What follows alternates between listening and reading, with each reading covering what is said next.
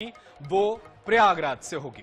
तो प्रयागराज से पहली खबर है जहां पर अभी मुक्तेश्वरानंद का जो मामला है वो लगातार आगे बढ़ रहा है और इसी को लेकर के अब विरोध प्रदेश का दायरा जो है, विरोध प्रदर्शन का दायरा प्रयागराज से बरेली तक पहुंच गया और सिटी मजिस्ट्रेट ने इससे आहत होकर इस्तीफा दे दिया और ये जो मामला है वो उससे और आगे बढ़ा है। और खबर ये भी है कि अब इस पूरे मामले में अयोध्या के भी एक अधिकारी ने योगी जी के समर्थन में इस्तीफा दे दिया है। दरअसल शंकराचार्य अभिमुक्तेश्वरानंद का यह मामला है। शंकराचार्य अभिमुक्तेश्वरानंद के अपमान के विरोध में इस्तीफा देने वाले बरेली के सिटी मजिस्ट्रेट को सस्पेंड कर दिया गया है। इसके अलावा शासन ने कमिश्नर को मामले की जांच सौंपी है। साथ ही सिटी मजिस्ट्रेट अलंकार अग्निहोत्री को शामली अटैच कर दिया गया है। देर रात शंकराचार्य ने सिटी मजिस्ट्रेट से फोन पर बात की और उनसे कहा कि पूरा सनातनी समाज आपसे प्रसन्न है। जो पद आपको सरकार ने दिया था, हम उससे बड़ा पद धर्म के क्षेत्र में आपको देंगे। आपको बता दें कि बरेली के सिटी मजिस्ट्रेट अलंकार अग्निहोत्री ने गणतंत्र दिवस पर इस्तीफा दिया था। उन्होंने इस्तीफे की दो वजह बताई थी, एक तो यूजीसी का नया नियम और दूसरा शंकराचार्य अभिमुक्तेश्वरानंद के अपमान में उन्होंने इस्तीफा दिया। और अब यह पूरा मामला लगातार बढ़ता हुआ नजर आ रहा है और इस पर सियासत भी जमकर हो रही है।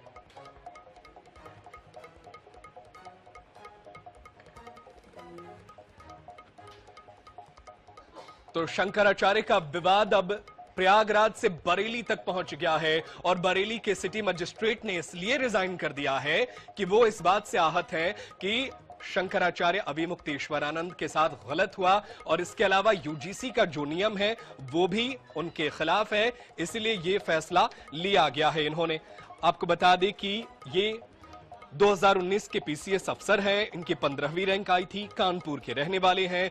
अलंकार अग्निहोत्री ऑफिस में भगवान बजरंगबली की तस्वीर लगाकर भी ये चर्चा में आए थे। दरअसल करीब 5 महीने पहले बरेली में सिटी मजिस्ट्रेट अलंकार अग्निहोत्री ने अपने कार्यालय में हनुमान जी की तस्वीर लगाई थी, जिसका भीम आर्मी ने जमकर विरोध किया था। कुल मिलाकर शंकराचार्य अभिमुक्तेश्वरानंद और माघ मेला प्रशासन के बीच विवाद खत्म नहीं हुआ है और इस विवाद में एक और मामला जुड़ गया जब रिजाइन का मामला आया। और अब देखना होगा कि आगे से किस तरीके से प्रशासनिक टीम हल करती है या ये मामला और आगे बढ़ता हुआ नजर आता है। तो अभिमुक्तेश्वरानंद भी लगातार धरने पर बैठे हुए हैं और वो मांग कर रहे हैं कि प्रशासनिक टीम आकर माफी मांगे, स्नान कराए, उसके बाद ही ये उनका जो धरना है वो समाप्त होगा। लेकिन दूसरी तरफ प्रशासन भी झुकने के मूड में नहीं है। वो भी नोटिस देने के बाद इस बात का इंतजार कर रहा है कि शंकराचार्य अभिमुक्तेश्वरानंद जो है वो कब माघ मेले से जहां धरने पर बैठे हुए हैं वहां से उठकर जाते हैं।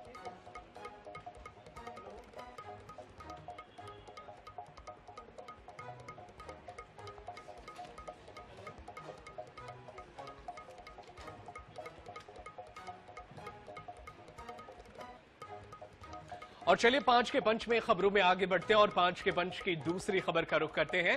दूसरी खबर राजधानी रायपुर से है, जहां पर महिला कांग्रेस के अध्यक्ष की नियुक्ति को लेकर के बातचीत चल रही है, लेकिन इस पूरे मामले पर जमकर सियासत भी शुरू हो गई है। दरअसल जल्द ही नई प्रदेश अध्यक्ष का नाम सामने आएगा। इस पद के लिए दिल्ली में 5 से 6 उम्मीदवारों का इंटरव्यू लिया गया। वहीं इस मामले को लेकर सांसद बृजमोहन अग्रवाल ने कांग्रेस पर तंज कसा है। उन्होंने कहा कि सोनिया गांधी, राहुल गांधी, प्रियंका गांधी और खड़गे की अलग अलग कांग्रेस है। पहले यह तय करे कि कौन सी कांग्रेस किस काम को करेगी। वहीं सांसद बृजमोहन अग्रवाल के इस बयान को लेकर दीपक बैज ने पलटवार किया। उन्होंने कहा कि भाजपा कई गुटों में बटी है, जिसमें बृजमोहन अग्रवाल खुद एक गुट है। दीपक बैज ने कहा कि बीजेपी खुद इतनी टुकड़ों में बटी है कि एक बोरा भी कम पड़ जाएगा। तो दरअसल कांग्रेस में महिला अध्यक्ष को लेकर बातचीत हो रही है, नए अध्यक्ष का नाम फाइनल होना है। लेकिन महिला कांग्रेस के राष्ट्रीय अध्यक्ष, अगर किसी प्रदेश में महिला कांग्रेस अध्यक्ष अगर बनाना है तो 8-10 योग्य काबिल महिला कार्यकर्ताओं को बुलाकर उनसे 1-to-1 चर्चा करना, फीडबैक लेना, तो ये तो बेहतर है। ये कांग्रेस में ही संभव है, ये भारतीय जनता पार्टी में संभव नहीं है। तो उनको जो बेहतर लगेगा, जिनको अच्छा लगेगा, मजबूत महिला कांग्रेस हो सकती है उन 5-6 लोगों में, तो प्रदेश अध्यक्ष का कमान उनको मिलेगा। तो अच्छी है, हमें अच्छी परंपरा है हमारे लिए। यही तो कांग्रेस में लोकतंत्र है। मैं पहले भी कहता रहा हूं कि सोनिया कांग्रेस अलग है, राहुल कांग्रेस अलग है, प्रियंका कांग्रेस अलग है, खड़गे जी की कांग्रेस अलग है। अब कौन सी कांग्रेस किस काम को करेगी, पहले तो ये तय कर लें, उसके बाद में ये सब। क्या है, बृजमोहन अग्रवाल जी का बयान मुझे लगता है कि भारतीय जनता पार्टी में कितने गुटों में बटा हुआ है। खुद का भी अपना एक गुट है, खुद का भी अपना एक गुट है। भारतीय जनता पार्टी कितनी टुकड़ों में बटा हुआ है छत्तीसगढ़ प्रदेश में, अगर उसको समेटना चाहें तो मुझे लगता है कि मतलब एक बोरा भी कम पड़ जाएगा, इतने टुकड़ों में बटा हुआ है।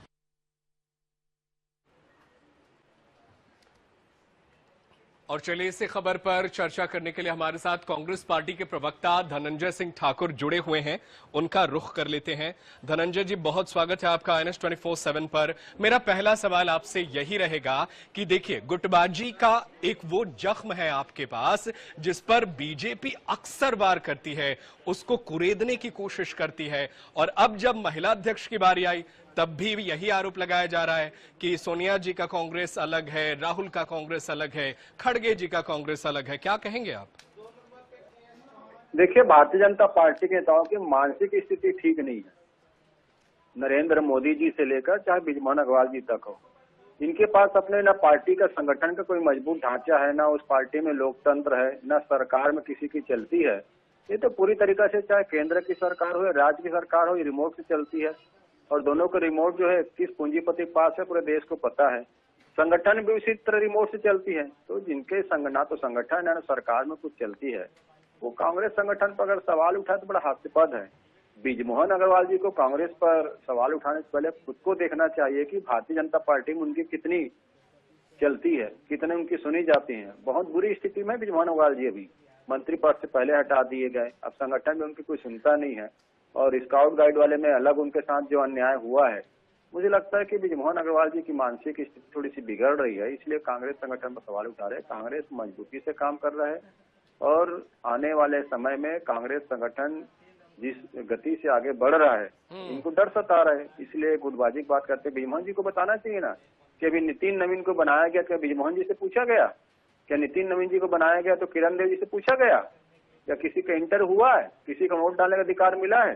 तो जहाँ तानाशाही है वहां पर दिखता है, यहाँ तो लोकतंत्र है कांग्रेस पार्टी में। लोगों से राय कांग्रेस पार्टी में लोकतंत्र है, इस पर जवाब ले लेते हैं। हमारे साथ बीजेपी के प्रवक्ता KS चौहान फोन लाइन पर मौजूद हैं, उनका रुख कर लेते हैं।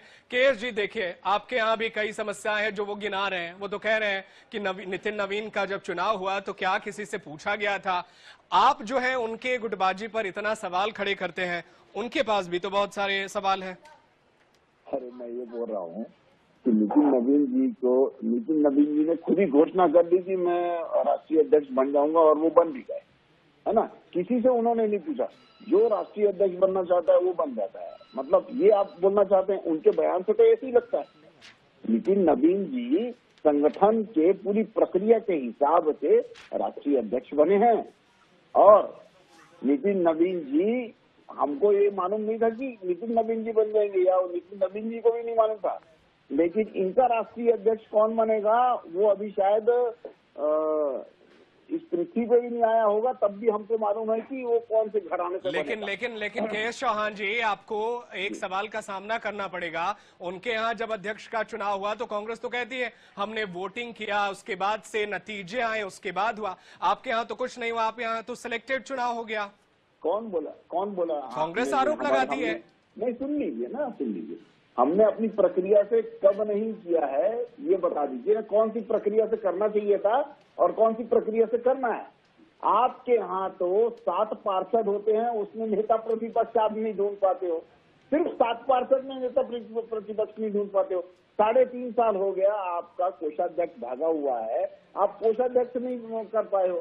2.5 साल इनको बने हुए हो गया है दीपक बैग को, ये अपनी पूरी कार्यकारिणी नहीं कर पाए हैं बेचारे। और उसके बाद अभी जब ये महिला मोर्चा का जो आपका आया है, उसमें आप लोग कोई निर्णय नहीं ले पा रहे। तो गुटी स्थिति इतनी ज्यादा मतलब आपके इसमें है तो मतलब इसमें गुटी स्थिति भी नहीं बोलनी चाहिए। यहाँ तो मतलब एक एक आदमी अलग अलग ही चल रहा है, ये गुट भी नहीं है। अगर ठीक है, गुट भी बन जाता गुटबाजी पर दोनों तरफ से सवालों की बौछार है। जनता को तय करना है कहां सबसे ज्यादा गुटबाजी है, कहां सबसे कम जो है वो गुटबाजी है। ये इस पर चर्चा जो है होती रहेगी। बहुत शुक्रिया आप दोनों का, धनंजय सिंह ठाकुर और के.एस. चौहान, आप दोनों का हमारे साथ जुड़ने के लिए और इस चर्चा में हिस्सा लेने के लिए।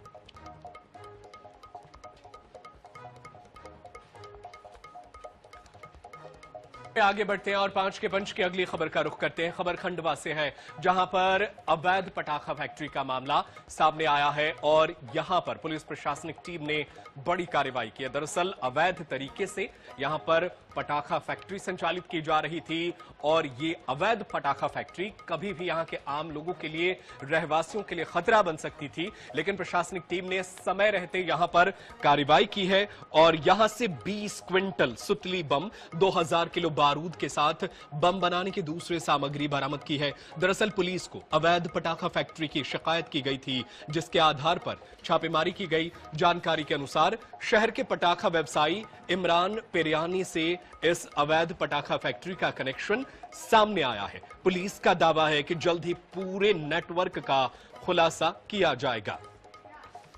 तो खंडवा की खबर है, जहां पर सम्यक गोल्ड कॉलोनी में पुलिस ने अवैध रूप से संचालित एक पटाखा फैक्ट्री पर छापेमार कार्रवाई की है।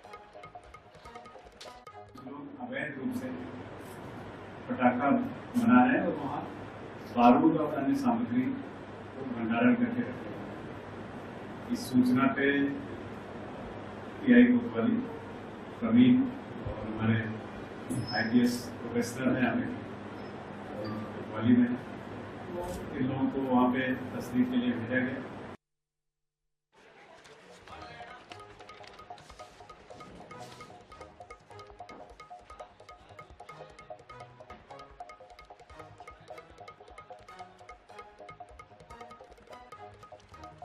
और चलिए खबरों में आगे बढ़ते हैं और 5 के पंच की 5वीं और अंतिम खबर का रुख करते हैं। खबर राजधानी भोपाल से है, जहां पर मुख्यमंत्री डॉक्टर मोहन यादव ने एक अहम बैठक की और इस बैठक में कई महत्वपूर्ण निर्णय लिए गए हैं। दरअसल आपको बता दें कि ये अहम बैठक जो है वो विक्रमोत्सव 2026 को लेकर की गई थी और इस बैठक की अध्यक्षता खुद मुख्यमंत्री डॉक्टर मोहन यादव ने की और इसमें पूरी प्रशासनिक टीम मौजूद रही। तैयारियों को लेकर के सीएम डॉक्टर मोहन यादव ने ये अहम बैठक की है। आयोजन की रूपरेखा बनाने को लेकर के चर्चा की गई, व्यवस्थाओं और विभागीय समन्वय की विस्तार से समीक्षा की गई। बैठक में मुख्यमंत्री डॉक्टर मोहन यादव ने अधिकारियों को दिशा निर्देश दिए। विक्रमोत्सव को लेकर के ये बैठक का आयोजन किया गया। आयोजन की रूपरेखा बनाने को लेकर ये बैठक की गई। विक्रमोत्सव 2026 व्यवस्थाओं को लेकर के मुख्यमंत्री ने तमाम अधिकारियों को दिशा निर्देश दिए हैं। आयोजन की रूपरेखा बनाने को लेकर चर्चा की गई। और चलिए ज्यादा जानकारी के लिए हम अपने सहयोगी का रुख कर लेते हैं। हमारे साथ हमारे सहयोगी अनुराग मालवीय फोन लाइन पर मौजूद हैं। अनुराग, विक्रमोत्सव 2026 बेहद अहम है, आज बैठक भी की गई है, क्या कुछ दिशा निर्देश दिए हैं मुख्यमंत्री ने अधिकारियों को?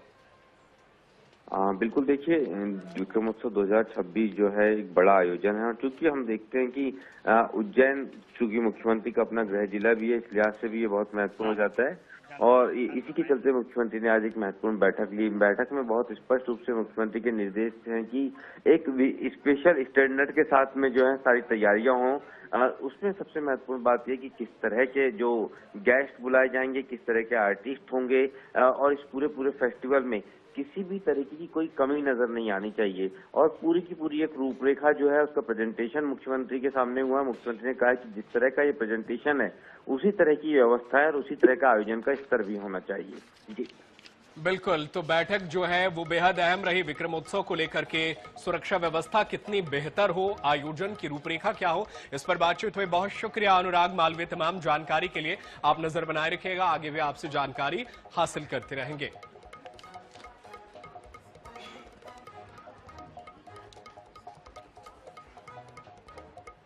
और चलिए इस बीच एक बड़ी खबर आप तक पहुंचाते हैं। राजधानी रायपुर से बड़ी खबर है, police commissioner doctor Sanjeev Shukla का आदेश, चौक चौराहों पर चालानी कार्रवाई रोकने का आदेश दिया है।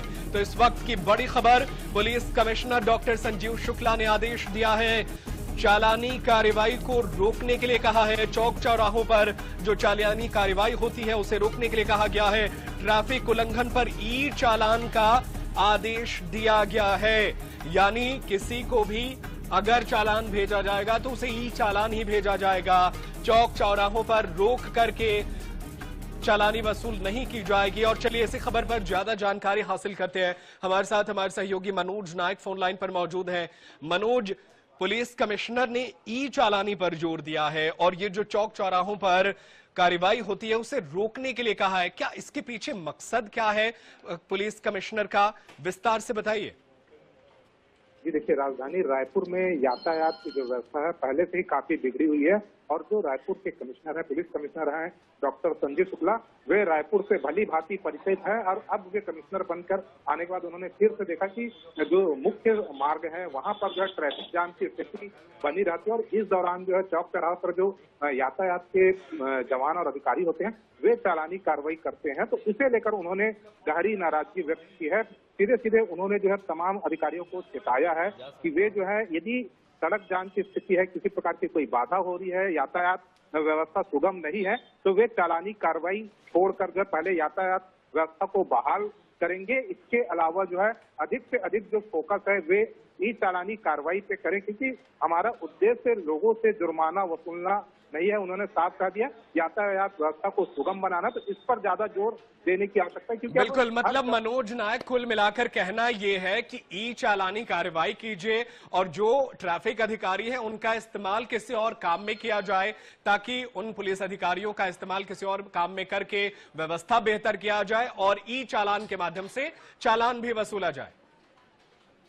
जी निश्चित रूप से पुलिस कमिश्नर की मंशा यही साफ साफ है कि उन्होंने साफ कहा कि बल का जो उपयोग है वह अन्य कार्यों में करें ताकि आम जनता को इसका लाभ हो और जो बेसिक पुलिसिंग है इसका लाभ जो है जनता को मिल सके। क्योंकि कहीं ना कहीं जो शासन की मंशा भी है कि जुर्माना वसूलना कोई समाधान नहीं है, बल्कि जो लोगों को राहत पहुंचाना हमारा उद्देश्य, क्योंकि अब चौक चौराहे पर कैमरे लगे हुए हैं। ई चालानी कार्रवाई का बिल्कुल ई चालानी का कार्रवाई कीजिए और आगे कार्रवाई बढ़ाते रहिए। बहुत शुक्रिया मनोज नायक, तमाम जानकारी के लिए आप नजर बनाए रखिएगा। आगे भी आपसे जानकारी हासिल करते रहेंगे और फिलहाल 5 के पंच में आज के लिए इतना ही, लेकिन देश दुनिया की खबरें लगातार जारी है। आप कहीं मत जाइए, देखते रहिए INS 24/7। धन्यवाद।